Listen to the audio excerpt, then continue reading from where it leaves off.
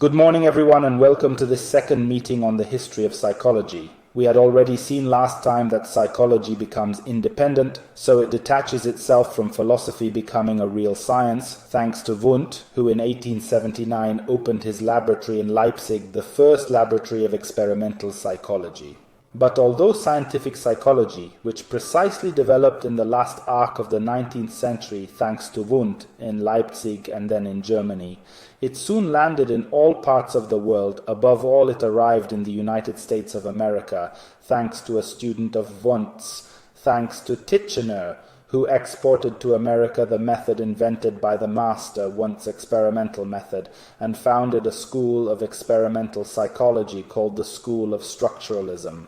Thus it can be said that scientific psychology was born in German universities and then spread throughout the world, but the structuralists are precisely the first who experimented in the laboratory and thus made psychology a real science. And all because these scholars are moved by trying to emulate all the success that modern science has achieved, both from a theoretical point of view and from a practical point of view. And so they try at the empirical level to bring everything that physics, chemistry, and other sciences had achieved in the studies of matter, precisely by bringing them to the studies of human behavior, thinking, and so on. Certainly the initiator, the founder of this experimental scientific psychology was Wundt. It is considered to be Wundt himself, but it is Titchener who first introduced the term structuralism and who in Cornell University in the United States of America would open up the study of scientific psychology to the American university. What is meant by structuralism? Structuralism is the approach to psychology characterized by psychic elementism and the systematic use of introspection. For these scholars, the mind is seen somewhat like a kind of chemical structure that can be broken down into simpler elements, such as a molecule can be broken down into many atoms. Let us also remember, as we saw last time, that Wundt himself did not study the mind in its totality, but broke it down into simpler elements, and thus studied one variable or another. In practice, the structuralists analyze, or rather dissect, the flow of thought into simple mental molecules, and then continue this decomposition of the mental elements until they arrive at the even simpler elements, that is, the atoms of thought. So the structuralists invent a truly modern, rigorously scientific psychology, which, as we saw last time, is based, like the other sciences, precisely on the scientific method, that is, a rigorous and empirically valid method, based therefore on the observation of a phenomenon, the formulation of a hypothesis, the empirical verification, that is, based on reality data of this hypothesis, and then arriving at a conclusion which, if certain, will become a thesis, otherwise we will then have to start the process all over again. How do these psychology scientists go about it?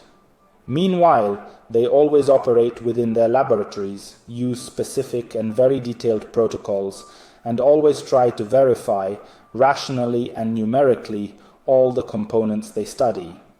As I mentioned earlier, the elective method that these structuralists use is the method of introspection, that is, looking within for responses to external stimuli, and therefore emotional and sensation responses. And this method consists of several steps. First of all, a self-observation of one's own internal processes, a rigorous self-observation of these internal processes. Then another important aspect is that very few subjects can undergo these experiments because they have to be both observers and experimenters. They have to be very previously trained just to try to avoid subjective interpretations to objective data of reality. And finally, through the use of introspection, structuralists go on to study three functions, to analyze three functions that they consider fundamental. The first is sensations or perceptions, then mental images or ideas, and finally emotions or feelings. Then these psychological functions are surveyed in terms of quality, intensity, duration, and clarity.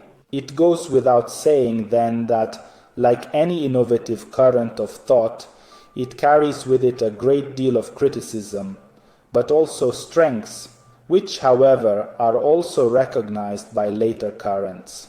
According to the standards of modern scientific methods, The use of a technique such as introspection cannot bring objectively valid data, but rather are subjective and therefore unreliable from a results standpoint. Other criticisms are leveled at the fact that the structuralists were too interested in internal behavior, which then, not being directly observable, cannot even be measured with good accuracy. However, despite all these criticisms, it cannot be denied that structuralism was the first psychological school of thought and laid the foundation for what is also modern experimental psychology. Other criticisms then come directly at Titchener and this method of introspection that was so important to him, in that precisely this search for emotions, for sensations, cannot be considered objectively valid research. In fact, one problem that often occurred was that different observers reported significantly different responses to the same stimuli.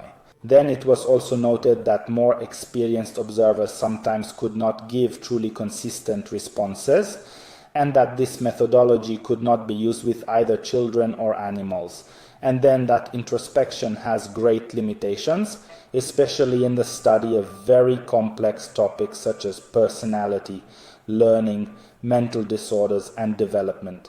Even this technique is completely unsuccessful and unable to analyze such complex aspects.